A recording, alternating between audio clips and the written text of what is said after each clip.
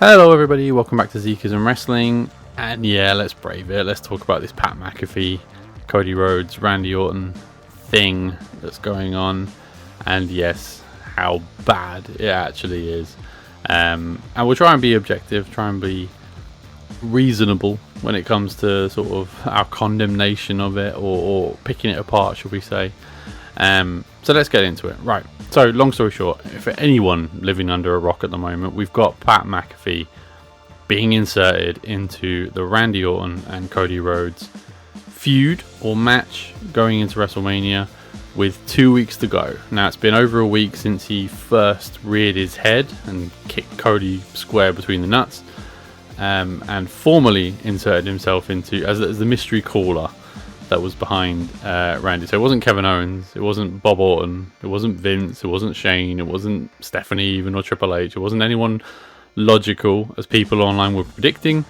It was Pat McAfee, which completely, with the clues given, doesn't make any sense. So that's number one. The storyline doesn't make any sense to include Pat McAfee. Number two, we get into, as per pretty much every dirt sheet or news outlet that's got a source within a source within a source, is saying that this is a TKO decision, not a WWE creative decision, to have inserted Pat McAfee into a high profile match at WrestleMania.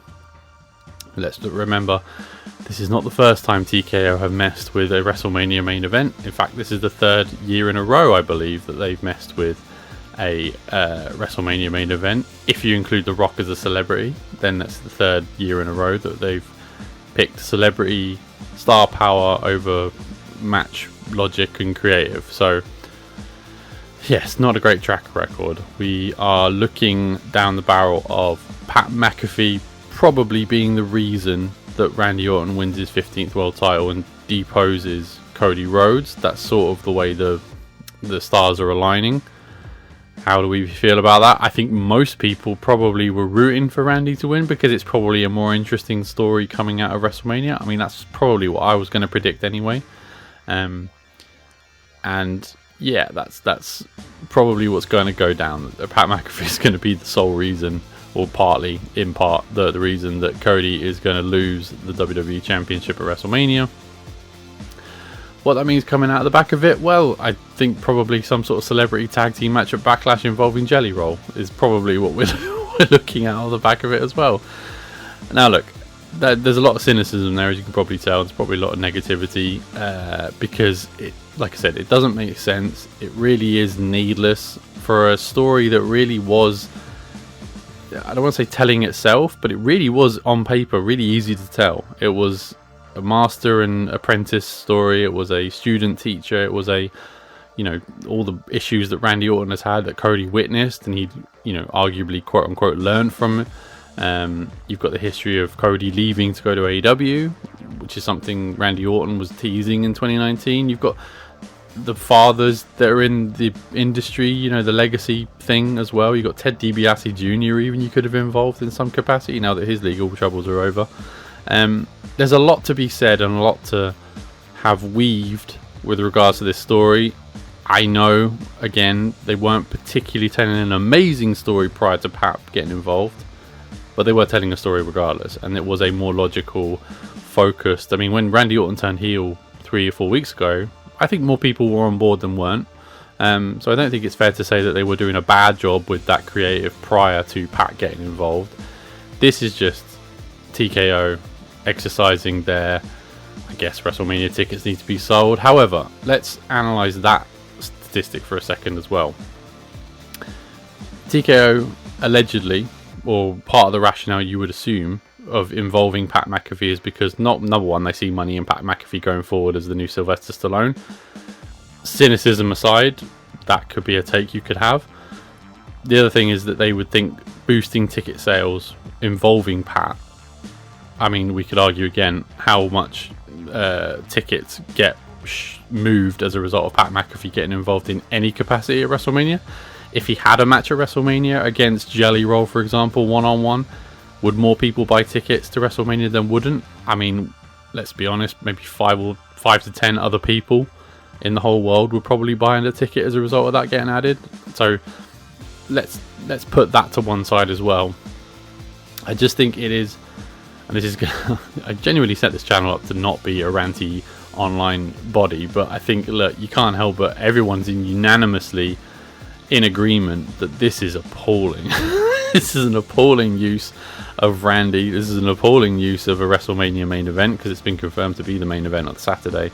And this is an appalling use of basically all of our time, and I guess insulting our intelligence is probably apt at this point, because the story doesn't make sense. This is, you know, for all Triple H's foibles, and again, he has them. I'm a defender of him, but only to a point. I think you can't put this one on him necessarily, other than they've tried to weave Pat into the most logical way they could with the cards that were dealt to them via TKO, and specifically, allegedly, Ari Emanuel, head of TKO, who sees big dollars in Pat McAfee being involved in a WrestleMania high-profile match / event / title match.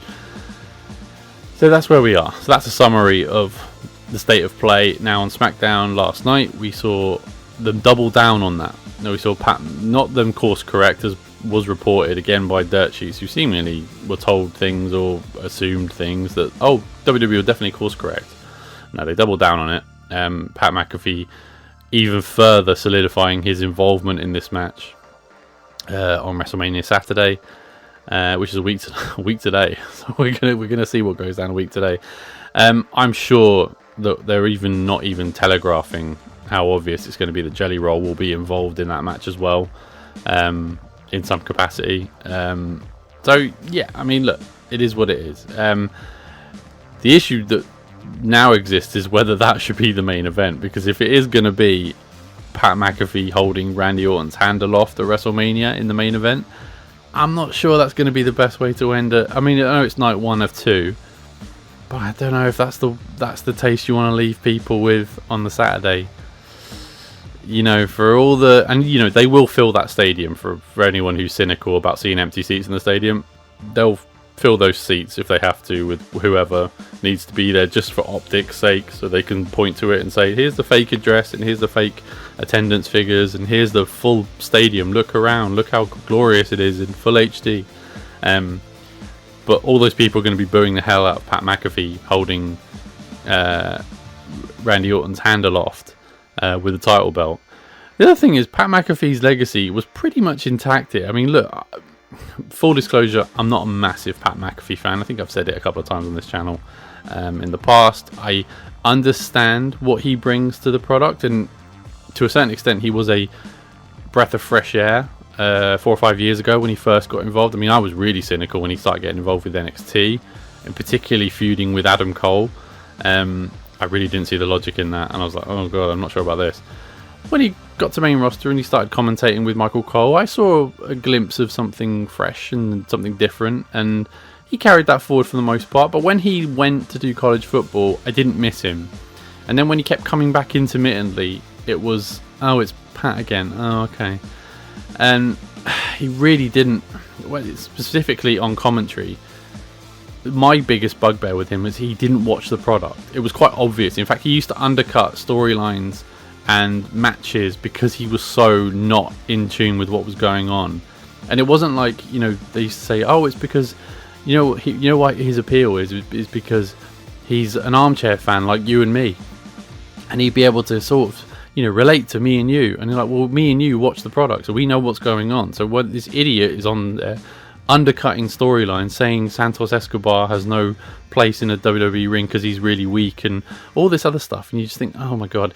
And even the promo he gave the other day with Cody Rhodes, where he was sort of saying the Attitude Era is this, and like Cody said last night, actually, to be fair, on SmackDown, the Attitude Era was, you know, over in 2002 when Randy Orton made his debut, in which case it's not relatable to what you're trying to preach. It's those sort of things where I'm like, oh, he's really not as big a fan as he would have you believe of the product or the company or the sport or the entertainment industry or whatever you want to call it.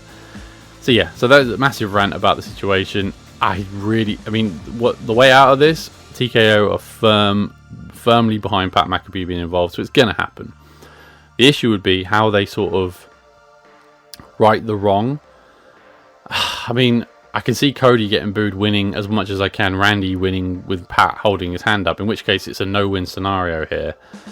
I guess the method to how you get to the result is probably what will get people one side more. If there's a surprise entrant to really stick it to Cody, or some sort of shot, maybe you throw money at The Rock to be the actual mastermind behind it, and then Pat McAfee and The Rock is a more palatable, more believable duo, because Pat's got a pre-existing relationship with Dwayne Johnson. I know they had that thing after WrestleMania last year, which I'll be honest embarrassed both of them, but yeah, I mean, that's what I would do as a potential solution. Someone like that, I don't know who else. I mean, if Kevin Owens is fit, or at least fit enough to stand in a ring and deliver promos, you have him be potentially the mastermind behind it. I don't know. That's more realistic for me. I don't know. Other than that, I'm sort of lost a little bit. They've bagged themselves into a corner for no reason whatsoever. They've tainted what was potentially going to be a really great match, regardless of the build and regardless of what your feelings are about Cody as champion and Randy as chaser and heel Randy coming back and getting cheered and all that sort of stuff. The issue is they messed with something they didn't need messing with, and it's not the first time TKO have done that. And like I said, I'm going to be chief Triple H defender here because I know he's really popular on the internet. Just have a look. This seemingly is a card dealt to him, not for the first time as well, with regards to a WrestleMania main event specifically, and how they've managed to maneuver that to please TKO as much as deliver on what was being dictated to by their overlords, I guess. And how successful they're being at it, well, that's for the eyes of the, that's for us to find out next week. Well, dare I say, let me know what you think about this in the comments. I'm looking around the internet, everyone's in agreement with just how this is going down. I mean, maybe one or two exceptions with like, oh, I'm quite curious to see where this goes, but on the whole, I think everyone's in agreement. This is pretty dire when it comes to messing with. I mean, is it the worst thing we've ever seen at WrestleMania? No, it isn't. Actually, to be fair, people saying this is the worst build to a WrestleMania ever. Come on now, gain longer memories. Go back in the history books. Gain some perspective. It's not as bad as it has been, and it's not great either. The truth is somewhere in the middle, but maybe middle to bottom. It's, I mean, God forbid. Go back and look at some of those Brock Roman builds. Go back and look at some of the awful builds in the mid 2000s. Go back and look at, oh my God, some of the Hogan stuff. If you want to go really, really back to the 90s.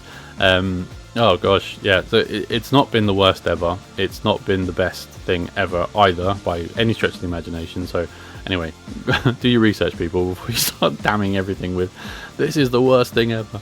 Anyway, let me know what you think in the comment section below. Please leave a like or subscribe on the channel as well. Looking to do more content this week. It's WrestleMania week, so woohoo, get the streamers out, and speak to you next time. Thank you so much. Bye bye.